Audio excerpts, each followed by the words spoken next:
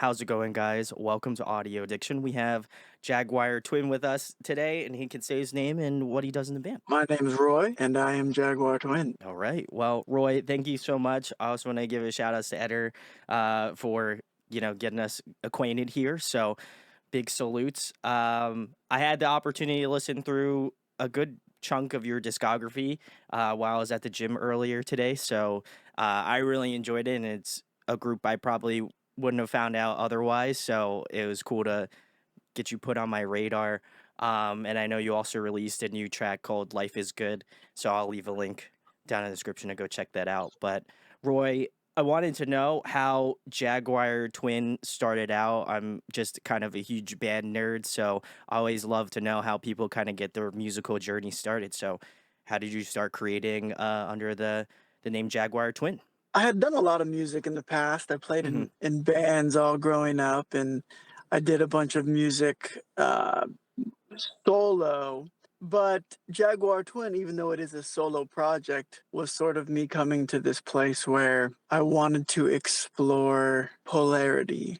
Mm, I wanted to explore light and dark. And the light and dark, I think I saw it first in the world or around, but then realizing that that was a reflection of my internal world.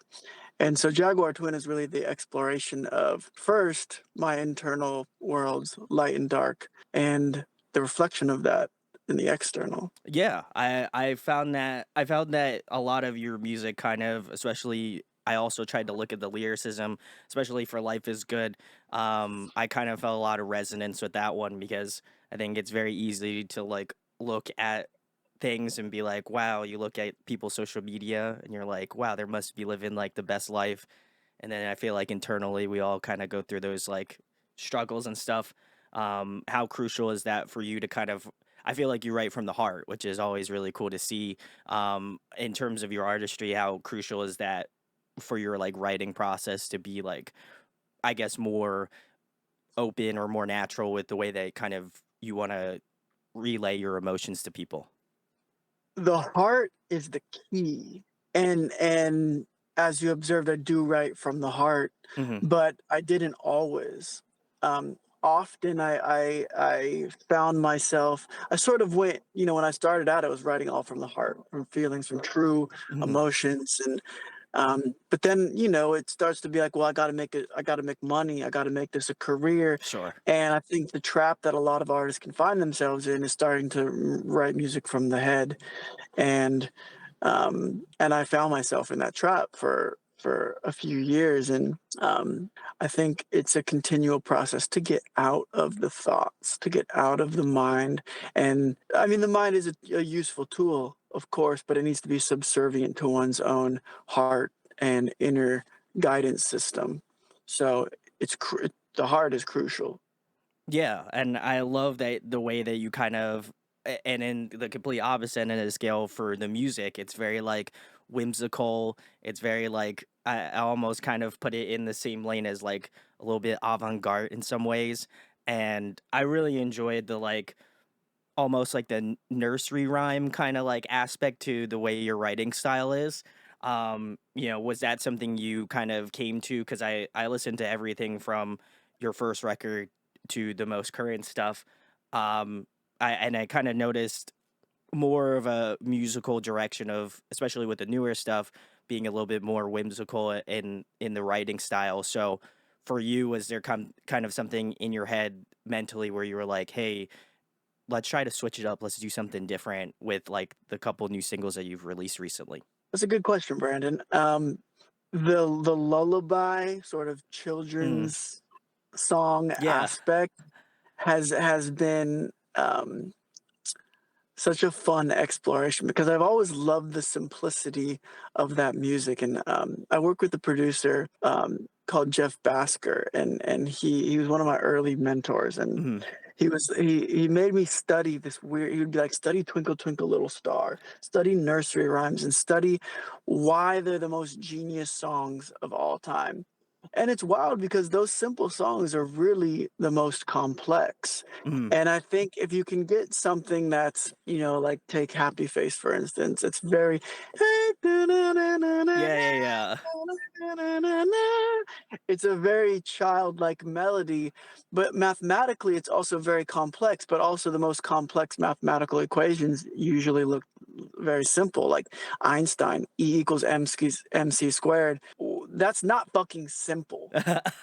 But he was a true genius in the way that he could distill that into something that, you can remember. Sure, And I yeah. think with Jaguar Twin, I call it Trojan horse music because I want the purpose of a chorus and the purpose, of something to sing along with. It's like a mantra. And when a say like a song like Happy Face, because we're using that as the example, you're saying, "Hey, put on a happy face and everything's okay." It's this Yeah. positive mantra, but the music is pretty dark and twisted Yeah, sounding. yeah, yeah. And we even did an experiment with AI when we first released the song in 2019, where you would go to deathofmygeneration.fun. And when you go to that website, there was a facial recognition, and it's still up. You can go look at it. And you look at dystopian images of the world and everything that's going on in the world. And as you do, you have to hold a smile. And that at first was the only way you could listen to the song. It was before it was released on DSPs. Wow. But what that does is when you're forced to smile, for 3.5 minutes or however long the song is, it does something to the neurology and the chemicals in your brain. And so all the music is done. I call it Trojan horse, and it's also every Jaguar Twin song is tuned to 444 hertz, which is a healing frequency.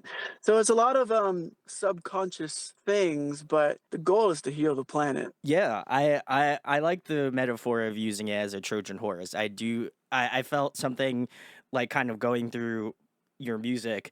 I was like, this seems familiar, but I know I have never listened to it. Like there is something about it jumping into the music, especially I would say like Life is Good and Happy Face were two that stuck out to me where I was listening to them and I was like, this has a familiarity to it, but know that I have not listened to Jaguar Twin before.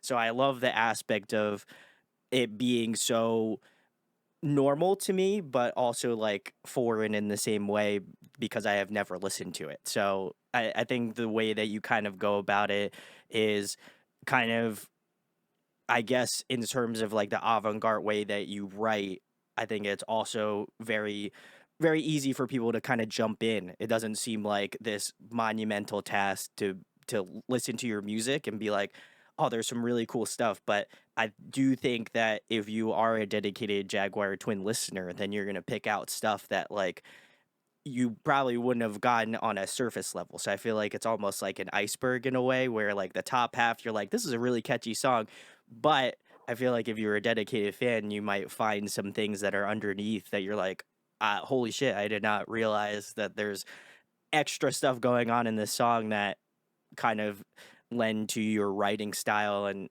is a little bit more in depth in that way. And I gotta love the contrast between the like darkness that you bring in terms of like the musicality of it, but like, also in the sort of lyricism, it's like, you also have to like juxtapose that as well. So there's a lot of layers. So I would highly recommend people check out Jaguar Twin. And then Roy, I have to ask for people who may have not heard of Jaguar Twin, what song would you recommend to a new listener to check out first to kind of give them an idea of what you do? I would check out The Circle first. Ooh, okay. Okay. The Circle is Jaguar Twins' genesis story. And then I would say listen to Happy Face after Ooh. that. Okay. Okay. The ones that I have listened to is Life is Good, Happy Face, Great Time to Be Human, uh I Like to Party, and Loser was the most current one that I listened to in terms of the rotation. And I think there's a lot of, especially in terms of the newer stuff, like you can tell there's just immediately once you jump in, there's like a great hook to it. So I love that aspect of it. But then even like listening to like Loser, which is like on the first record, I was like, there's still a great hook to this song, but I think like you have to really dig a little deeper, which is great too, because I love getting into artists where I have to work for it a little bit, you know? So I love the fact that as you have gone on, I feel like the hooks got better and better as I kept listening. So I'm excited to delve more into your previous record. I believe is it 22 or 23? I know it was a number. So, 33. oh, 33. Okay, so I'm off entirely. So 33, I'm gonna give that a listen a little later Good. today. So I'm excited. In terms of Roy, who kind of influenced you? Do you have any artists that you saw on TV or you like heard on the radio that kind of initially got the gears turning in terms of being a musician and wanting to write music? I soaked in everything. I don't really have favorites, but I collect things from different people. I mean, I love David Bowie and Michael Jackson, you know, the classics, and Hmm. John Lennon. I'm a big fan. Um, and then musically, I listen to so much weird world music, and I've been on this Russian, Polish, German tip, and you can hear it in the music, especially the Yeah. new stuff. These sort of accordions and tubas, and I'm going even deeper into that with a lot of the music I'm releasing now. But I love it. I love weird, obscure sounds and things that make me kind of like, huh, Broadway music, and you know, also Jaguar Twin has a sort of theatrical element to Yeah. it too. I would agree. There is kind of like that, like theater or like Broadway esque kind of feel to it, especially again adding like the accordion, which I was like like trying to figure out if it was accordion actually or not, and I was so enthralled with that kind of melody line that I think that's kind of what ties a lot of the newer stuff together is that like way that it feels old but also feels new just because of the way that like the songs are produced. So I love that kind of contrast in the writing style as well. I think the group that kind of most I would most assimilate your music to is like you give me a little bit of like a 21 Pilots sort of feel. Like I think if I could keep in terms of like modern artists, obviously I feel like there definitely was a lot of Bowie influence. There's a lot of like older like Michael Jackson influence as well, but if I had to kind of keep it more current, I feel like 21 Pilots, I think you got a little bit of that like dark pop, like even like maybe a little bit of like some of poppy stuff as well too. I feel like to me those are the types of artists that I kind of put you in the same sort of category of, but I also feel like you take a lot of like old inspiration and kind of modernize it. So I love the way that you go about writing that style as well too. So really cool. Uh, the next question I have for you, Roy, is who are you jamming more currently? What's on your Spotify? What are you listening to as of currently? Mostly sounds of waves, Interesting. nature sounds, Okay. meditation sounds. That and Kendrick. Ooh, okay. Which any Kendrick album specifically? Mr. Morale. This Ooh, newest one okay. is so good. It's so good. And the new Fletcher single slaps. Ooh, okay. I'll have to check that out. I haven't heard of Fletcher before, so I'll have to give it a listen. Um, I are we do you plan on incorporating some more like nature and like soundscape sort of elements into Jaguar Twin in that way? Is that like kind of the next phase? Probably not. I mean, everything is nature. So listening to the way that the birds articulate their phrases, there's a lot of that in everything, in melodic structure. Listening to nature, you can learn a lot. You can learn a lot from listening to the wind. I would agree. Even some of the ways that like birds communicate with each other, I think it's obviously has such a like melodic quality to it. So I love that. I'll have to dig a little deeper, go outside, listen to some more live noises out there. So the next question I have for you, Roy, is a fun one. If you could pick a song to cover, does anyone come to mind? Hmm. Prince, Ooh, okay. Any Prince I songs would die for specifically? you. Ooh, okay. That's a great That one. song, one of my favorite songs of all time. I like that. I feel like you could do a Prince song a justice for sure. So Yeah, that's a good one. looking forward to it. Guys, if you have any suggestions for Jaguar Twin, you can drop them in the comments. I can't guarantee Roy will do it, but a polite suggestion goes a long way. So who knows? The next question I have for you, Roy, is what is your favorite food to eat? What's your go-to? I don't have favorites of anything, but if you ask me right now, raspberries. Raspberries, okay, just plain Today, raspberries? today at this moment at 11:18 PST, raspberries. I like that, okay. Nothing, Just just so, plain. but organic raspberries only. I got you. Well, hopefully next time if I see you play live, I'll bring you some organic raspberries, you know? I would love that, Brandon. You got it. You got it, Roy. The next question I have for you is I know you have done a lot of collaborations, especially with the newest song, Life is Good. But if there was someone else you would love to work with, does anybody come to mind? Mm. There's an artist I discovered recently named Ren out of the Ooh, UK. okay. He's really dope. Maybe I'll do a song with him. There you go. And then speaking about that, I know you did do a collaboration with the newest song out, "Life Is Good," with I believe is Angel Baby. How did that kind of come to be? Was that something that you guys kind of mutually came to, or are you mutual fans of each other's music? How did I'm always curious on how artists kind of collaborate in that way.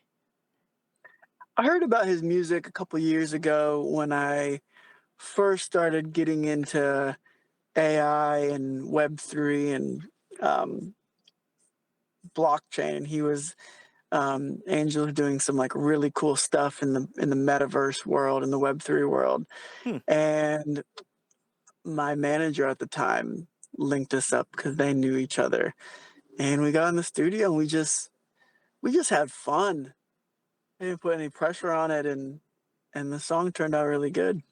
I would agree. It is extremely catchy. It's got I always like to describe a good hook as like an earworm. I feel like it's got that great melody line that will make it memorable. I feel like for people that love a good like kind of pop hook, I think you guys really crafted a great song. So I'm definitely excited to delve more into Jaguar Twin because if that hook sold me on that song, then I feel like the rest of your musicality is gonna continue to rope me in that much more. But if you would love to hear a collab with Jaguar Twin and Ren, you can go follow them on Instagram, make a story, tag both of them, type in collab, and then just send it. You know, I feel like you gotta put it out in the universe. You gotta manifest it. That's So if good. you want to see that happen, I feel like you guys should do it. It'd be kind of sick. I'm about it. It's a good idea. The next question I have for you, Roy, is for people who are a little bit more into the Jaguar Twin weeds. What song is one that you feel like deserves a little bit more love? You know, obviously, I'm sure you love all of your music, but there's got to be one that you're like, man, this is an underrated gem that I hope people go give more of a listen to. Soul is a Star, that song, first of all, Joni Mitchell signed off on that song. Ooh. Nobody knows this, but to get that song out, I used this piece of music from Joni Mitchell, and this was when she pulled all her stuff off Spotify, and labels and publishers were trying to like clear this thing for me to use, Hmm. and they're like, "There's no way Joni Mitchell doesn't allow anybody to use samples, interpolations. We're not even gonna ask." Like her label said this, publisher said this, and I was like, "Fuck that! If Joni Mitchell hears this song, she will understand it and she'll know it." So, long story short, I know you can do anything you want that you can set your Sure. mind to. Yeah. So I found a friend who knew a friend who knew a friend who knew a friend who knew Joni Mitchell, and ended up getting the song to Joni. She loved the song, signed off on the song easily. I wrote her like a little note, and Wow. um, she loved the song and was like, "Yeah, you're good." It's that song. It didn't really get a push because it doesn't really fit a genre, and sometimes, especially in this era that we're in, if it doesn't fit a Spotify playlist genre, there's nowhere to put the thing, and it just kind of goes unnoticed. But that song will have a life somewhere. It was such an important song to write, and I'm glad that it exists. Yeah. Oh my It may God. not have a lot of streams right now, but it's a great Hopefully, song. I'm gonna go give it a listen after this is over with. I think that is such a incredible story because I feel like in order, like especially for Joni Mitchell to sign off on it, I think that is such a big deal. I mean, like you said, But she doesn't do that. She's she not gonna doesn't do do that it. as a favor. Yeah, it was true artistry at work here. So I love the fact that she was so adamant about getting that out, and I feel like you might be one of a few people that have gotten the green light to do it. So I think that, It's there's two people who have done it. Me and Janet Jackson. woo, that's some you're in some great company, I would argue. So that's so incredible. So I feel like you guys got to give that a listen now for the sheer fact that I mean Roy's in the same company as Janet Jackson. I mean that's incredible. So love to see it. Uh, the next question I have for you, Roy, is if you were to compile a dream tour lineup, who would be on that list? Hey, that's a good one. I think I would do for current bands, I would do Jaguar Twin, 21 Pilots, Youngblood, and Kendrick Lamar. That's the tour. Ooh, I'd be about Yeah, that. yeah, that's the tour. I can envision that. I feel like that's a hot lineup that I'm surprised hasn't happened yet, but may happen now. So we'll see what Hot happens. lineup. Um, the next question I have for you, Roy, is if there was one song that you wish that you wrote, what song comes to mind?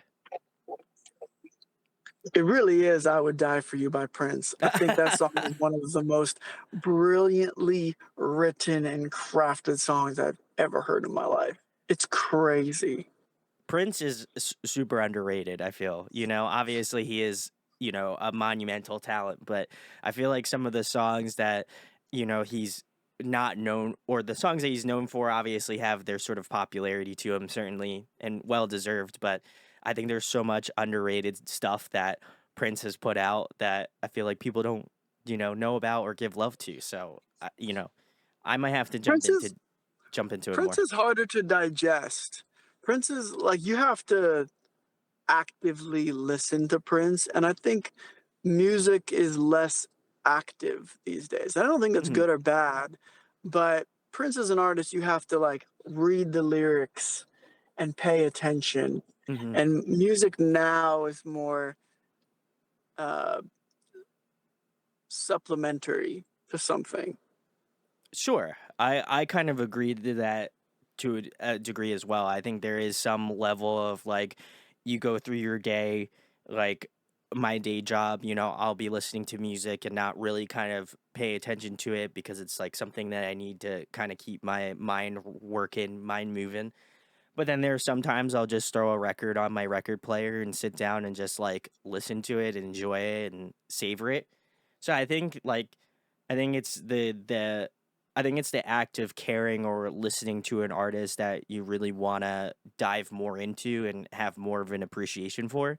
How crucial is that for you for people who listen to your music to kind of sit down and like really savor it in that way? Do you find that like your fans or the people that listen to your music kind of listen to it more in depthly, or do you feel like it might be more of a surface level thing?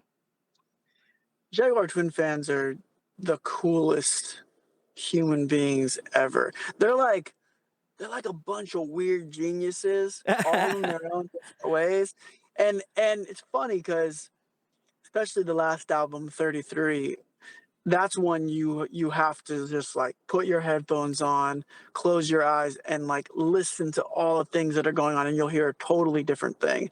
And Jaguar Twin fans are like some know how to read Egyptian hieroglyphs and are like quantum physics people and they're like math geniuses and some are just like intuitive geniuses like they're I have we have a Discord, a Jaguar Twin Discord, and it's so amazing to talk in there because it's such a unique group of people who are attracted to the music. um it's really cool to see sort of what you as an artist, uh well, what your reflection is in a Mhm. way. Yeah, who you attract, right? I think Who do you I attract? I feel like I feel like you're.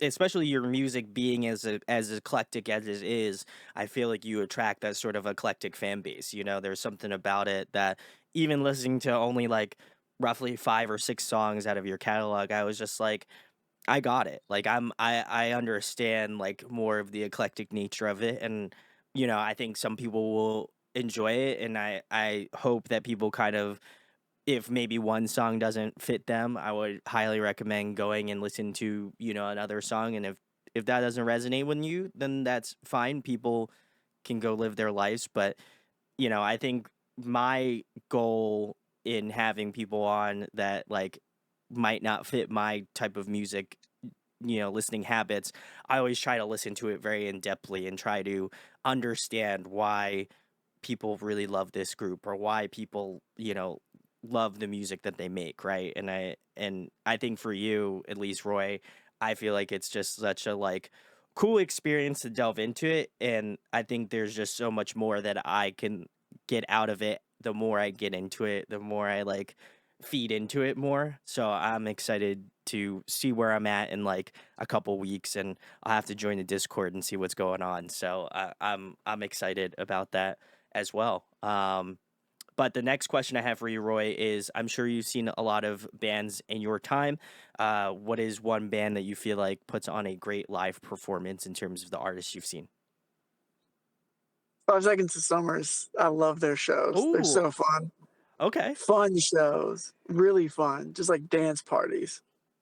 I would agree. Yeah, they're fantastic. They have great like live energy, like stage presence, and Great live energy. I love to see it. It makes you feel, and that makes you feel happy inside. So I love that. Um, the next question I have for you, Roy, is what is your favorite TV show, favorite movie? Favorite TV show right now, if you ask me, be The Dark Crystal, new one on Hmm. Netflix. Okay. Slaps, codes. Favorite movie right now, if you ask me, Fight Club. Oh, that's a classic. Yeah, and for Yeah. good reason. I'll have to check out. It's the Crystal. Is that what it's called, Roy? The Dark The Crystal. Dark Crystal. Okay, It's on Netflix. I have to give it a watch. The next question I have for you, Roy, is if you were trapped on a desert island for the next month, and there was one album you could bring with you to listen to, what album would that be? Something by Coldplay. Ooh, okay. Are you like an Yeah. OG Coldplay fan, or are we talking about their newer stuff? I like all Coldplay. Okay, Every okay. single album. I would get Coldplay greatest hits. It'd be fun. I love Yeah. that. I feel like I am an OG Coldplay fan. I do enjoy their newer stuff, but like I feel like Yellow is one of those albums that I can listen to from front to back and be like, yeah, this hits. Like there's something about their classic sound that I love, But I'll have to go back and give some of their newer stuff some love as well too. I feel like I might have been a little harsh on it, so I'll have to give it some love. But the last question I have for you, Roy, is a big one. Obviously, I appreciate you spending the time with me, but I wanted to know, why you were passionate about making music. I think oftentimes we look at it from the perspective of like, Roy's putting out some fantastic music, and like we look at it from like, hey, you're a cool musician, I love supporting you. But I think for myself, as someone who interviews a lot of artists, I love to know why they do it, why they're passionate about making music. So Roy, why do you love to do it, and why is it something that you continue to kind of like evolve and change with? My why for making music hasn't evolved over the years, Hmm. but my why is I know darkness so well, and I know deep depression and anxiety in myself. Hmm. But I also know that you can get out of that. Yeah. And my mission with music is to be a mirror, be the clearest mirror that I can be to remind people who they truly are. And that's a journey internally in myself because I have to do that every day. I have to dive into my psyche, and my subconscious, and my spirit, and my soul, pull things out, beat myself up. It's like Fight Club. Beat yourself up. but you do that, and then you can become a clearer reflection for others. Yeah, no, and I appreciate. I feel like I'm excited to delve more in terms of the lyricism of what you write, Roy. But you know, as I mentioned before, I feel like there's this sense of honesty that I really kind of drew towards. You know, I think it's, well, as you said, it's a mirror. It's very self reflective in that way of like, I think it's easy for people to see this like one side of you that's online, that you know you have this persona about you, and I think everybody kind of carries that. But I think oftentimes people forget that there is this like level of human quality that's underneath that I don't think a lot of people get to see, or if it is, it's like within close circles, you know, amongst friends or family or something like that, or even still maybe not, you know. And I appreciate the fact that there is there is a directness in the way that you write. And I think that it's something that I think should be, you know, celebrated and kind of looked at in that way. But I also think it hopefully gives people that sort of reason to look inwards in themselves and kind of figure out like, you know, the things that they need to, you know, take a look at, you know. And I appreciate the fact that you're writing so honestly in that way. And I hope that people kind of, again, get that sort of motivation to, you know, be honest with themselves. So much kudos to that, Roy.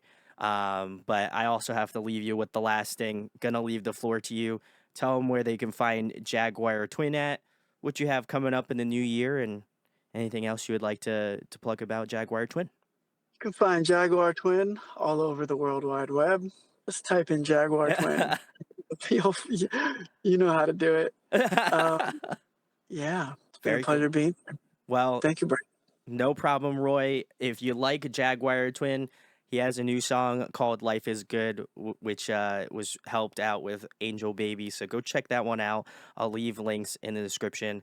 Go show it some love. Go give him a follow on all the social media, things of that nature. I'm sure he has some big stuff planned in 2024. So go show him some love if you have not checked out Jaguar Twin. I'm gonna give a shout outs to Eder again. Major shout outs to Costa Nostra. Much love. And if you enjoyed this interview, share, like, and subscribe. It goes a long way. I'm very close to hitting 4,000 subscribers. So if you could help me get there, that'd be amazing. So, and huge thanks to Roy for taking the time. Much love. My pleasure.